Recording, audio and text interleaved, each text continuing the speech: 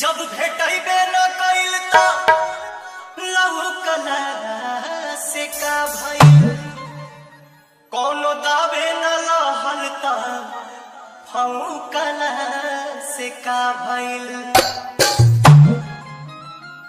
ऐसे तो डाढ़ पत फर के पुलाइल होखे, जब भेटैबे न कइल त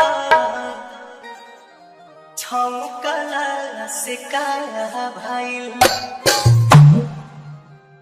देखी एगो लड़का के संगे ऐसा घटना घट गइल बा कि जब दोबारा ओकरा प्रेमिका से मिले के होता तो उनका से फोन करके कहता, कैसे कहता, कौना भाव में कहता है भैया।